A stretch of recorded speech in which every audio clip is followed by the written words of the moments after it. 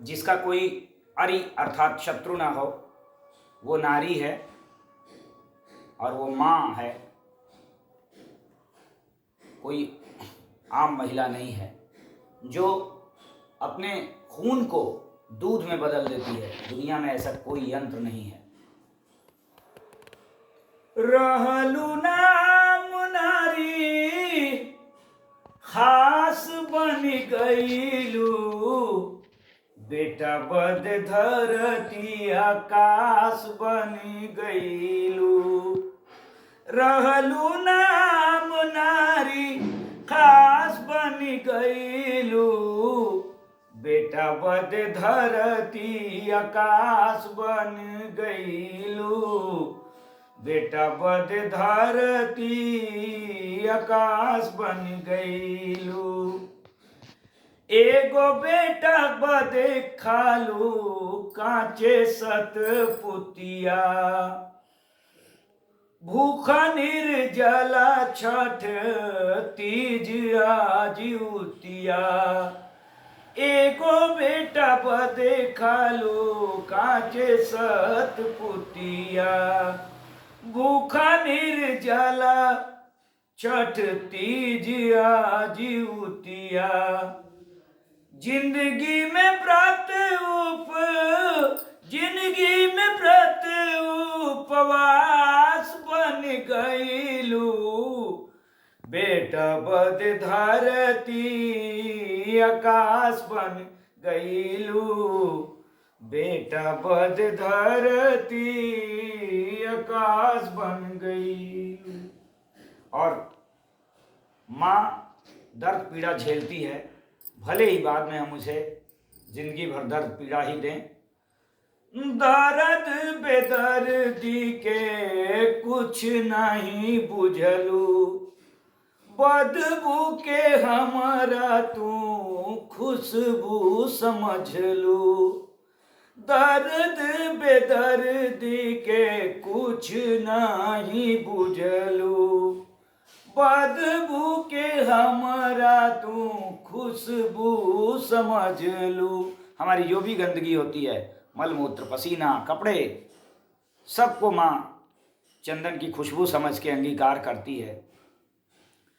माल मूत्र पोछे के कपास बन गईलू, बेटा बद धरती आकाश बन गईलू, बेटा बद धरती आकाश बन गईलू। मलमूत्र पोछे के कपास बन गईलू, बेटा बद धरती आकाश बन गईलू, बेटा बद धरती आकाश बन गईलू। धरती पर बीज यस कोख में उगवलू, प्रेम दूध बरखा से तन मन भिगवलू। धरती पर बीज यस कोख में उगवलू, प्रेम दूध बरखा से तन मन भिगवलू। मोर नीत भूखिया प्यास बन गईलू, बेटा बद धरती आकाश बन गईलू। मोर नीत भूखिया प्यास बन गईलू, बेटा बद धरती आकाश बन गईलू, बेटा बद धरती आकाश बन गईलू। सूखल लेवा मोर अपना के भेवलू, चिड़ई के अंडा से हमरा के सेवलू। माँ जहाँ हम गीला कर देते हैं रात में, वहाँ सो जाती है, जगह बदल कर हमें सूखे में सुला देती है और देखती रहती है बिल्ली झपट्टा न मार ले। सूखल लेवा मोर अपना के भेवलू। चिड़ई के अंडास, चिड़ई के अंडास हमरा के सेवलू। भैनी बीमार तो, भैनी बीमार तो उदास बन गईलू। बेटा बद धरती आकाश बन गईलू। बेटा बद धरती आकाश बन गईलू। भैनी बीमार तो उदास बन गईलू। बेटा बद धरती आकाश बन गईलू। बेटा बद धरती आकाश बन गईलू। और एक माँ की पुण्यतिथि पर ये कविता किसी की फरमाइश पर लिखी गई है, इसलिए मैं कहना चाहता हूं कि कबो नहीं पूरा होई तोर पुण्यतिथिया। हमारा ही अरवा के रहबू अतिथिया। कबो नहीं पूर्ण होई तोर पुण्यतिथिया। हमारा ही अरवा के रहबू अतिथिया।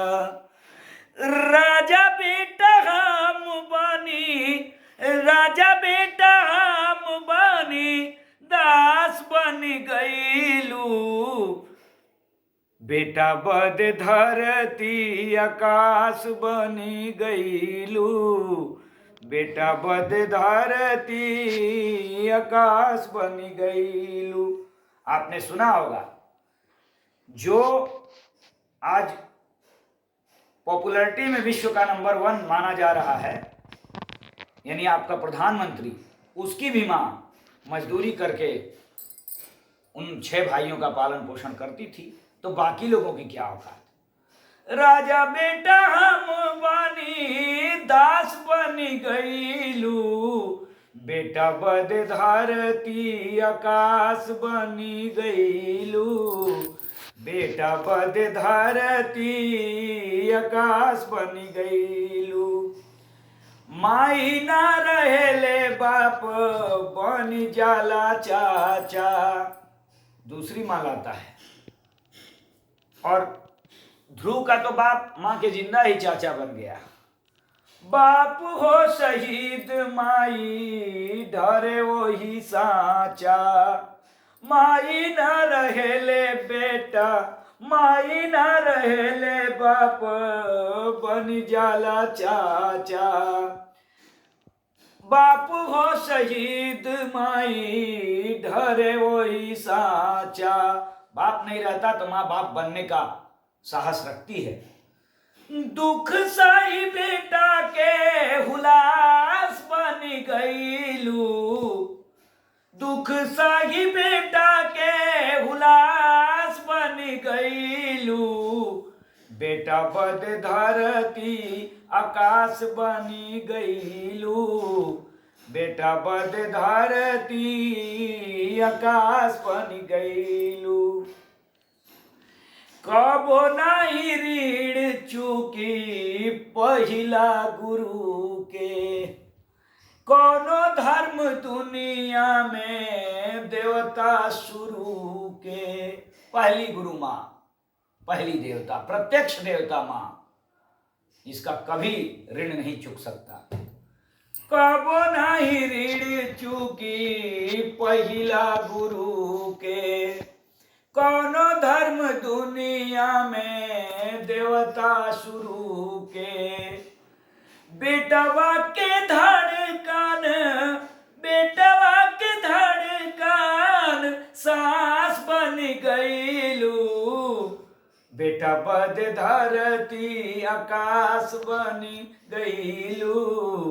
बेटा बद धरती आकाश बन गईलू।